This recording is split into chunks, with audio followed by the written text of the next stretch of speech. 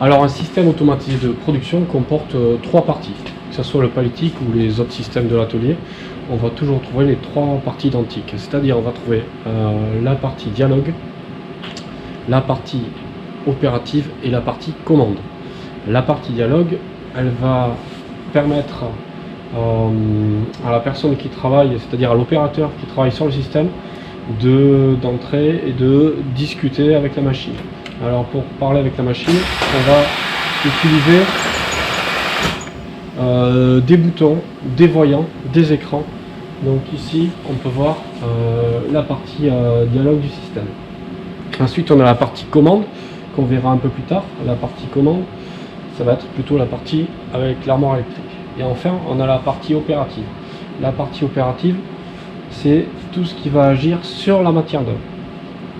La matière d'œuvre ici, c'est le carton. Alors on va voir, donc la matière d'œuvre, c'est le carton. La matière d'œuvre, elle va rentrer dans le système et elle va subir une valeur ajoutée. Donc on va voir la matière d'œuvre entrante dans le système et la matière d'œuvre sortante. La matière d'œuvre sortante, celle qui a subi la valeur ajoutée, ça va être donc la palette composée de tous les cartons. Tout ça on pourra le paramétrer par la partie dialogue. On pourra dire combien on veut de cartons, à quelle hauteur et pourquoi pas le nombre de palettes. Voilà la partie dialogue du palétique. Alors sur la partie dialogue on peut trouver par exemple un bouton d'arrêt d'urgence. On peut remettre ça en route avec un bouton marche qui va permettre de remettre le système en route, et différents boutons d'arrêt, arrêt de cycle, la configuration du système soit en automatique, soit en mode pas à pas, soit en mode manuel. Un voyant qui nous indique qu'on est sous tension, et si on regarde un petit peu là-haut, on voit que on a aussi une verrine avec trois couleurs qui nous indiquent que en étant rouge, ça veut dire qu'on a un arrêt d'urgence et qu'il y a un problème. Bon, ici le problème déjà c'est que la porte est ouverte, donc on ne pourra pas faire fonctionner le système tant que la porte ne sera pas ouverte, puisqu'ici on a un capteur de sécurité qui sera enclenché une fois qu'on fermera la porte. Ça nous permet de travailler en toute sécurité. Alors ici nous avons la partie commande du palétique. Donc j'ouvre la porte, donc évidemment il faut être habilité pour effectuer cette opération, parce qu'ici je le fais sous tension. Il faut connaître donc les différents dangers d'une armoire électrique. Dans cette partie commande, on va retrouver ce qu'on appelle les préactionneurs. Donc les préactionneurs, ici on va voir par exemple les contacteurs électriques. Donc ce sont les contacteurs qui vont amener l'énergie électrique au moteur du système. Dans cette partie commande, on va retrouver un peu plus haut, ici, les distributeurs pneumatiques. Donc ça aussi, ce sont des préactionneurs, et ces préactionneurs, eux, vont amener l'énergie pneumatique au vérin du système. À côté, on peut voir le groupe de conditionnement d'air avec le régulateur de pression qui va nous permettre de modifier la pression que l'on pourra lire sur le manomètre. Cet appareil ici, c'est le cerveau de la machine, c'est l'automate. Donc l'automate programmable, lui, va recevoir des informations de l'opérateur, et il va traiter ces informations, et ensuite il va les transformer en ordre, et c'est lui qui va envoyer les ordres au système pour effectuer les différents mouvements. Ces mouvements qui seront effectués dans la partie opérative.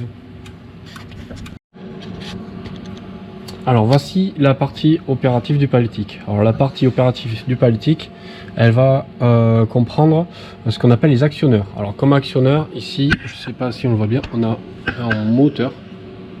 Voilà, donc c'est un moteur électrique ou un motoréducteur. Il va permettre la montée et la descente du préhenseur. Le préhenseur, c'est lui qui va attraper les cartons. Il va attraper les cartons grâce à cette pince qui est actionnée par un vérin qui va se fermer ou s'ouvrir. Voilà. On va retrouver un autre vérin en dessous. Là, mais on ne peut pas le voir, il est caché en dessous. Donc c'est lui qui va pousser les cartons. Donc voilà, ça fait 2 vérins. On a aussi un troisième vérin ici. C'est le vérin qui permet la rotation de la pince. Et enfin, on a un quatrième vérin qui est là. Ici, on voit le corps du vérin. Donc c'est lui qui va permettre de déplacer l'ensemble du système. On a un dernier actionneur qui va se retrouver caché là-dessous. C'est-à-dire que là, on a des rouleaux. Ces rouleaux sont entraînés par un petit moteur électrique qui est caché en dessous.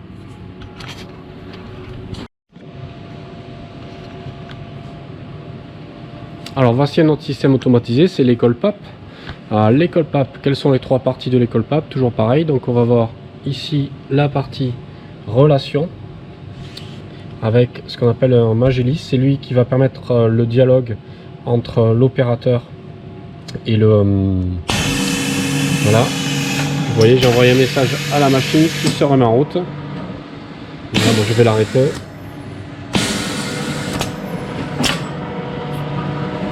Ici, donc c'est une machine qui permet de faire des briquettes en papier. Voilà.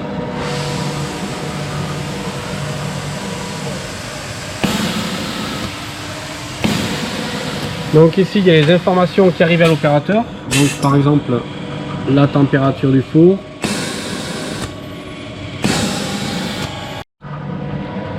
Donc toujours dans cette partie, on va voir différents voyants en service, température du four atteinte, un voyant de défaut. Donc voilà la partie dialogue de ce système. La partie commande, c'est cette armoire électrique. Donc cette armoire électrique, elle est protégée. Il faut l'ouvrir donc avec une clé. On peut l'ouvrir ici. Et voici l'armoire de commande. L'armoire de commande, avec le cœur de l'armoire, c'est l'automate. Évidemment, c'est lui qui va piloter tout le système. Ici, les préactionneurs. Donc ce sont des contacteurs électriques. Tous les organes électriques avec les borniers, les relais thermiques qui vont protéger le moteur, les fusibles, le transformateur. Ici aussi un autre transformateur. Et ici le sectionneur qui permet d'alimenter la machine en 400 volts. Donc cette machine est aussi alimentée pneumatiquement. Ici on va trouver d'autres réactionneurs qui sont les distributeurs. Donc des distributeurs pneumatiques.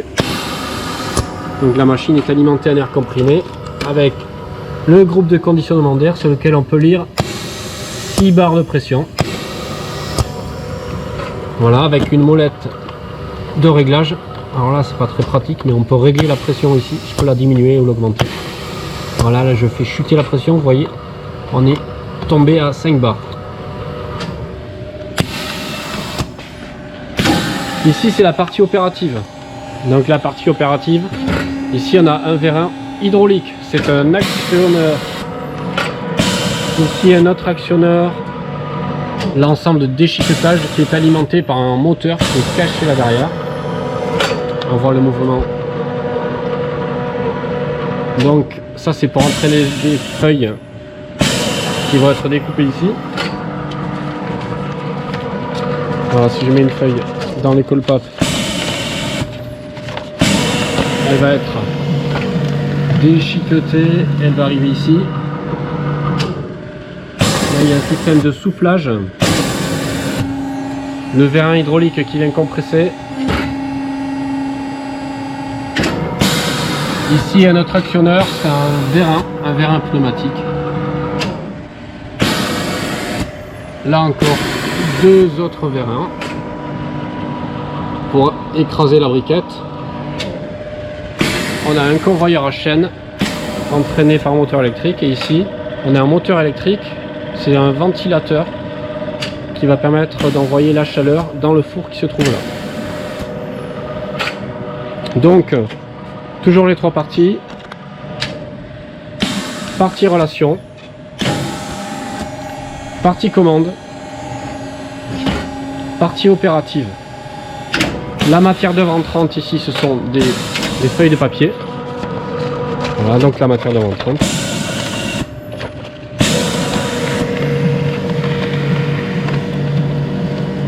Et la matière d'œuvre sortante, on va aller la chercher justement à la sortie. Donc ce sont des briquettes de papier, j'essaye d'en attraper une. Voilà, des briquettes de papier compressées, filmées, emballées.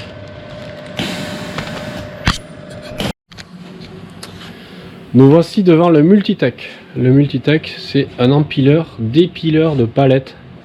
Donc lui, il va permettre d'empiler ou de dépiler des palettes pour l'opérateur qui n'aura plus qu'à sortir l'ensemble de palettes. Ça évite une manutention manuelle.